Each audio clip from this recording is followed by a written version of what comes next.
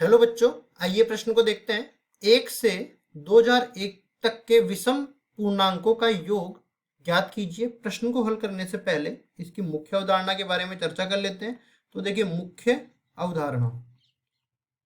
देखिए, जब भी हम लोग जानते हैं कि कोई ऐसी श्रेणी मिल जाए जिसके क्रमागत पदों का अंतर अपने को समान मिल जाए, उसको समांतर श्रेणी कहते हैं। तो इसमें देखिए, विषम पूर्णांकों का योग हमें याद करना है। तो विषम पूर्णांक हम लोग जानते हैं कि प्रत्येक में दो दो का अंतर होता है विषम पूर्णांक में।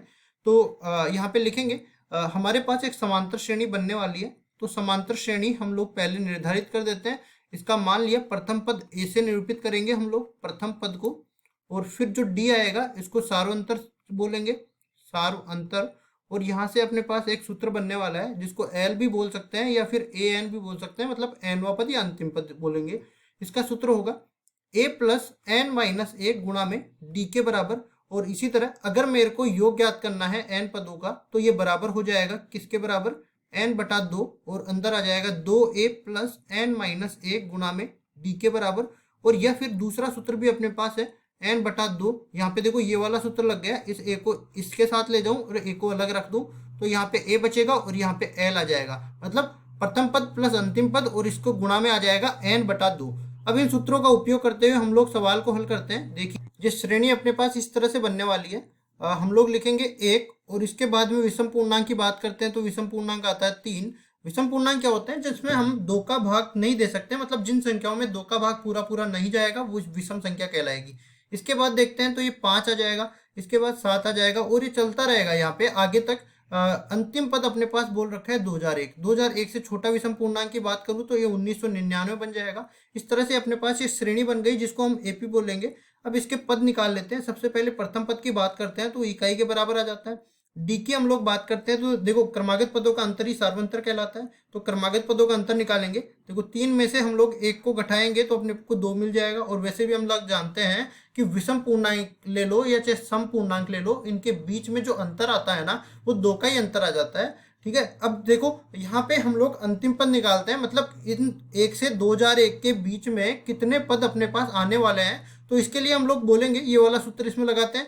देखो अंतिम पद तो कौन सा है, 2001, और इसके बाद में बराबर में प्रथम पद 1 है, प्लस एन माइनस एन का मान हमें निकालना है, और डी कितना है, 2 के बराबर है। इसको हम लोग हल करते हैं। तो देखिए यहाँ से क्या बन जाएगा अपने पास, ये एक इधर जाएगा तो ये 2000 बनेगा। इसको आगे हल कर लेते हैं। देखिए एन माइनस एक गुणा में 2, ये बराबर हो जाएगा 2001 में से एक घटेगा तो ये बन जाएगा 2000 के बराबर 2000। फिर आगे देखिए एन माइनस एक, ये 2 का भाग इसमें दे देते हैं तो ये 1000 के बराबर बच जाता है, और एन बराबर अपने पास आ जाता है 1001। तो 1001 ये पदों की संख्या आ गई। अब हमें तो क्या करना है, सारे पदों का योग ज्ञात करना है। तो योग ज्ञात करने के लिए ये वाला सूत्र हम लोग लगा देंगे, क्योंकि देखो प्रथम पद पता है, अंतिम पद पता है, और पदों की संख्या हमें पता है।